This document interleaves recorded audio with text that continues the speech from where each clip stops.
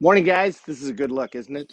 Sorry, I'm late this morning. We had to get T out the door and down to her parents, and so I wanted to get my stuff done. So now I'm coming to you a little bit later. So we talked a long time about habits, and one of the things to pay attention to when you're figuring out those things that you're going to make a significant part of your life is to pay attention to what you're naturally good at. We're all naturally good at certain things, and we have to stay within those things. Now, that's I'm not saying limit yourself. I mean, there's always the case where it's like, well, if you're 5'7", you can't be an NBA player. Okay, until Spud Webb was not only an NBA player, but he won the slam dunk contest at 5'7". So I'm never here to say you can't do anything. If you put your mind to it, you can figure it out. But there are always things that we are more adept at. Michael Phelps is considered one of the greatest athletes ever, but he is specifically designed to be great at swimming. He has very short legs. He has an incredibly long torso. He has incredibly long arms, and he's 6'4", perfectly built to be in the water. If Michael Phelps instead had said, "I'm going to be a long distance runner," that would have been tougher for him because he actually had short legs and a long upper body. That doesn't make for a good long distance runner. So, what are the traits that you have? What are the characteristics that you have that you can play on?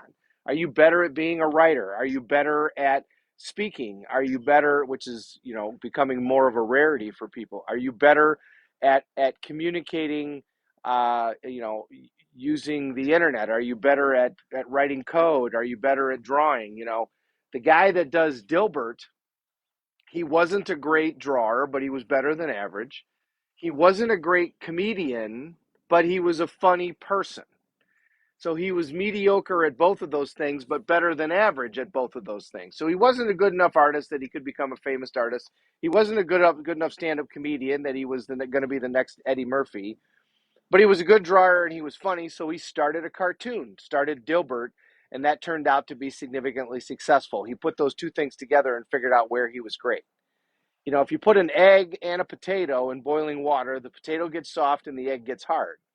You can't decide whether or not you're an egg or a potato, but you can decide how you're going to respond to those particular situations. So when you're figuring out your habits, go towards what works for you. If you build muscle easily, then have your exercise geared towards that. If you're long and lean and running comes easy to you, then have your exercise geared towards that.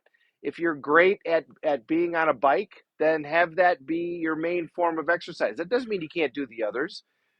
I'm built like a block. I'm built to stack stuff on top of, but I still did a marathon. Did I break any world records? Absolutely not, but I did it.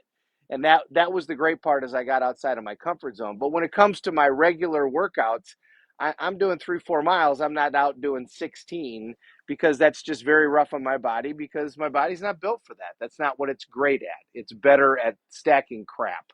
So that's what I do is I stack up things. So figure out the area that you're really good. Figure out the area that works best for you and have that be your habits. And when you want to stand out, remember the people that are outstanding are the ones that get all the rewards in a disproportionate way. Maybe combine two things. Maybe you're above average, but not the best at this and this and this. And what happens if you combined all of those, like the guy who wrote Dilbert, and put those together? Maybe that makes you outstanding at something. Hope that all makes sense. Have a great day, everybody. Thank you very much for watching. Happy March. It feels a lot warmer out here in the northern Midwest. Thank goodness. We're all in this together. Let's take care of each other. Thanks for watching.